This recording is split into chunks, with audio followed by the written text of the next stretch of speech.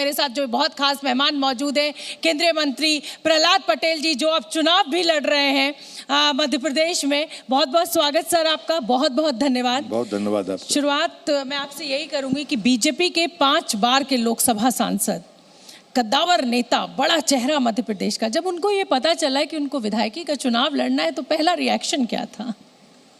मैंने तो सार्वजनिक रूप से प्रसन्नता व्यक्त की, प्रदेश के और केंद्र के नेतृत्व के प्रति अपना आभार भी व्यक्त किया, क्योंकि मैं अपने जीवन का पहला विधानसभा का चुनाव लड़ रहा हूं और मेरे अनुज ने जो कदम उठाया उसने परिवारवाद पर तो तमाचा लगाया ही।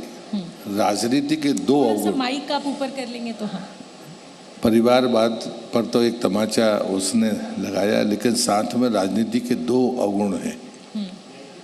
एक है लालच और दूसरा है अहंकार।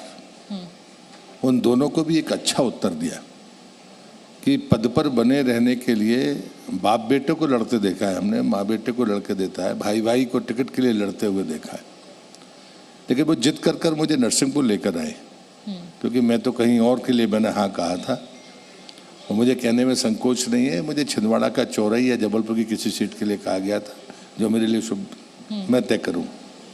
तो इसलिए मुझे लगता है कि राजनीति में इस पड़ाव पर भी हम मूल्यों की राजनीति करने में सफल हुए, ये मेरे लिए बहुत संतोषकारक और गर्व की बात है।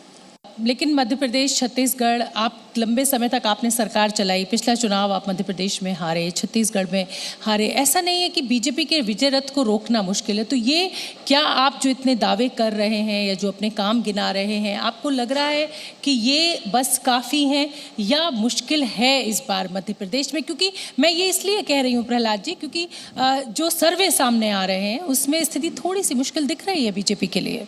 देखिए, मुझे लगता है कि सामान्य जीवन में मैं जिस बेबाकी तरीके से स्पष्टवादिता से कहता रहा हूँ, मुझे सच स्वीकार करने में कभी कोई संकोच नहीं रहा।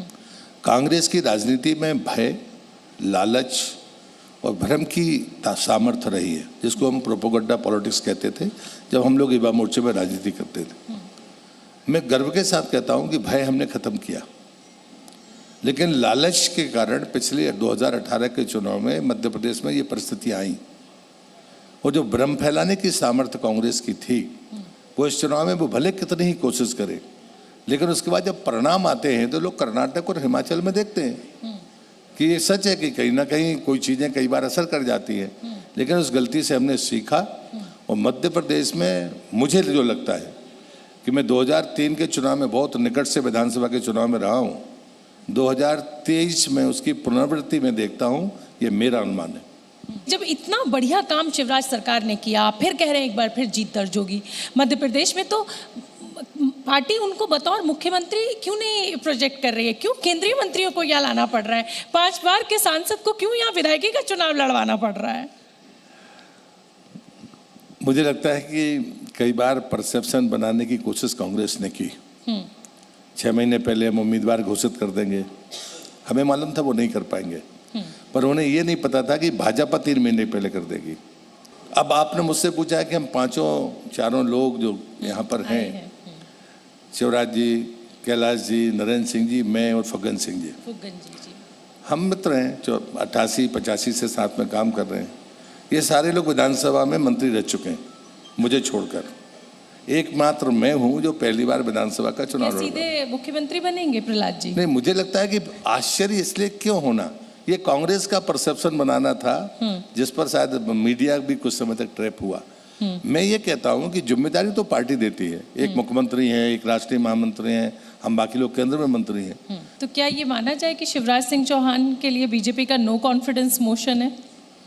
5 राज्यों में प्रहलाद पटेल का वापस मध्य प्रदेश में आना, 5 राज्यों में सामूहिक नेतृत्व के से चुनाव लड़ने की नीति हमारे केंद्र के नेताओं ने तय की है, इसलिए मुझे लगता है कि ये अटकलबाजी के अलावा कुछ और नहीं है।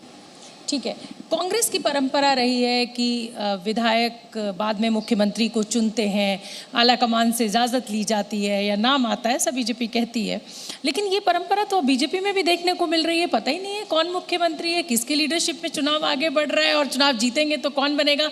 फिर भी क्या आपके यहाँ भी अब आला कमान से ही आदेश आएगा, वही बनेगा? देखिए, मध्य प्रदेश के बारे में बहुत चिंता नहीं करनी चाहिए। भारतीय जनता पार्टी 3 दिसंबर के बाद में अपना फैसला बता देगी कोई संकट भारतीय जनता पार्टी में नहीं होता। एक सीएम के पैरेलल 4 सीएम कैंडिडेट्स, चाहे आप हों, चाहे नरेंद्र जी हों, चाहे फग्गन सिंह कुलस्ते हों, चाहे कैलाश विजयवर्गीय हों, इसको क्या मास्टर स्ट्रोक माना जाए बीजेपी का, या ये एक ऐसा प्रयोग करने की कोशिश बीजेपी के द्वारा की जा रही है कि अगर यहाँ ये सफल होता है फॉर्मूला, शिवराज के चेहरे को हम पीछे कर देते हैं और 4 अपने बड़े दिग्गज उतार देते हैं और जीत दर्ज होती है, तो आने वाले राज्यों के चुनाव में फिर इसी प्रयोग पे आगे बढ़ा जाएगा? नहीं, ये तो कांग्रेस कह रही है। हम लोगों को आजकल बड़ा नेता कह रही है कांग्रेस। कल हम छुटवैये थे, अचानक हम बड़े नेता हो गए। तो हम तो इसी पे खुश हैं कि हम बड़े नेता हो गए। पर मुझे लगता है कि हमारी तरफ से तो ये सवाल कभी पैदा नहीं हुआ। देखिए, हम चारों दोस्त हैं, लेकिन मैंने ऐसे 1-2 प्लेटफॉर्म पर भी कहा है कि भाई अगर आज मैं देखूं कांग्रेस कुछ कहे, हमें इससे कोई फर्क नहीं पड़ता। हमारी तुलना किसी कांग्रेस से नेता से हो तो फिर मुझे लगता है, मुझे अच्छा लगेगा कि आप उनके बारे में मुझे कमतर आंकती हैं, हम तैयार हैं। लेकिन मैं कांग्रेस पर आरोप लगाता हूँ कि भाई आपका नेतृत्व तो थका हुआ नेतृत्व है, ये 2003 के पहले का नेतृत्व है। और जिन 4 लोगों के आपने नाम लिए, हम 2003 में परवान चढ़े हुए लोग हैं। इसके बाद भी हमारे पास लीडरशिप है, लेकिन कांग्रेस के पास, दोनों नेताओं के पास अपने बेटों के अलावा दूसरी पंक्ति के किसी नेता का फोटो छपने देता हूँ तो वो नाम बताइए। मेरा सवाल आपसे ये है कि अगर ये प्रयोग आप चारों को यहाँ लाने का फेल हो जाता है, अगर मैं लगा रही हूँ, मैं मान के चलती हूँ कि आप सफल होंगे, लेकिन अगर तो आप जानते ही हैं हर उस प्रयोग में होता है, तो क्या आप केंद्र में लौट जाएंगे या फिर भोपाल में ही रह जाएंगे? क्योंकि बाबुल सुप्रियो का उदाहरण है हमारे सामने। मुझे लगता है ये आशंकाएं के आधार पर चर्चा करना बेकार की बात है। हम 12 तारीख को भी दीपावली मनाएंगे, 3 दिसंबर को भी मनाएंगे और 22 जनवरी को भी मनाएंगे। हाँ। हम पहली बार 3 दीपावली मनाएंगे, मैं आज आपसे कह रहा हूँ। कांग्रेस लगातार ये हमलावर है आपके ऊपर कि आपने 15 महीने की सरकार गिरा दी, ज्योतिरादित्य सिंधिया को तोड़ लिया।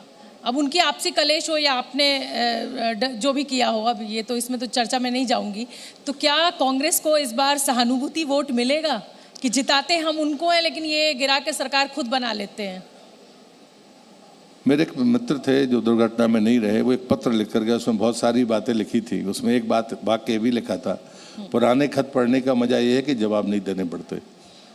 और मुझे लगता है कि जिन कारणों से वो सरकार गिरी थी, वो बयान हर दिन आ रहे हैं, इनकी तरफ से भी आ रहे हैं, हमारी तरफ से भी आ रहे हैं। लेकिन क्या सहानुभूति वोट आप देख रहे हैं बीजेपी कांग्रेस को मिलता हुआ? मुझे लगता है ये सवाल ही नहीं उठता, जो परसेप्शन बदल गया है।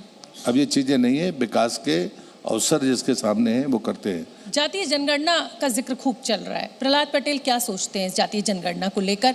लगातार ये कहा जा रहा है कि आंकड़े सार्वजनिक होने चाहिए, और इसलिए सार्वजनिक होने चाहिए ताकि आखिरी पायदान तक जो समाज पहुंचा हुआ है ये पता लग पाए कि कितने लोगों को नौकरी मिली है, कितने लोग भूखे हैं। मतलब बहुत सारे आंकड़े जब सामने आएंगे तो कांग्रेस की नीयत में खोट है, और ये हम नहीं कह रहे, अब तो उनके इंडिया गठबंधन के लोग ही कहने लगे हैं। वो जो शब्द उपयोग कर रहे हैं, मैंने कल भी कहा था कि ये मैं इस संवाद को हल्का मानता हूँ जो सापा और कांग्रेस के लोगों के बयान आए। लोकतंत्र में इस भाषा का मैं समर्थक नहीं हूँ, लेकिन जब ये बात कही जाती है तो मैं कांग्रेस की नीयत पर कहता हूँ खोट है मुझे। आपने बताया कि भाई कांग्रेस सोच भी नहीं पाई और 3 महीने पहले मतलब लिस्ट आ गई, कैंडिडेट्स फाइनल हो गए, बहुत तेजी आपने दिखाई, लेकिन घोषणा पत्र हमारे लटक गया, भटक गया। बिल्कुल नहीं अटक गया, बिल्कुल कोई भटका नहीं है, अटका नहीं है। 13 तारीख को हम आपके सामने आएंगे, बढ़िया घोषणा पत्र जारी करेंगे। चुनाव है, आप 13 को आएंगे तो घोषणा पत्र तभी तो पड़ेगा त्योहार में आदमी। चलिए, अच्छी बात है। अच्छा, अब आप ये बताइए, क्योंकि हमें लालच नहीं देना है ना, हमें तो रोड मैप देना है। ठीक है, तो क्या मैं ये मानूं कि मैं मध्य प्रदेश के अगले मुख्यमंत्री से बात कर रही हूँ? इस समय मैं उनका इंटरव्यू ले रही हूँ। भारतीय जनता पार्टी के कार्यकर्ता से ऐसे सवाल निरर्थक ही हैं, और मैं कम से कम ये मानता हूं कि राजनीति अटकलबाजियों से नहीं चलती। भारतीय जनता पार्टी जो निर्णय करे उसके साथ कार्यकर्ता चलता है, ये मेरा विश्वास है। ठीक है, और 5 स्टेट्स में चुनाव है, क्या स्कोर आप दे रहे हैं? पिछला जो हमारा परफॉर्मेंस था, हम उससे बेहतर सब 5 जगह पे होंगे, ये मैं जिम्मेदारी के साथ कह सकता हूँ। ठीक है, और मध्य प्रदेश में कितनी सीटों की संख्या आप मुझे यहाँ आज बता के जाएंगे, ताकि नतीजों वाले दिन फिर मैं आपको अपने बुलेटिन में लाइव जोड़ूं? मैं 2003 की पुनरावृत्ति देख रहा हूँ। ठीक है, बहुत बहुत शुभकामनाएं। बहुत धन्यवाद आपको, और उम्मीद है कि आप जैसा सोच रहे हैं वैसा ही होगा। तो ये हमारे साथ थे प्रहलाद पटेल जी, बहुत बेबाकी के साथ हर बात का जवाब देते हुए आपने उनको सुना।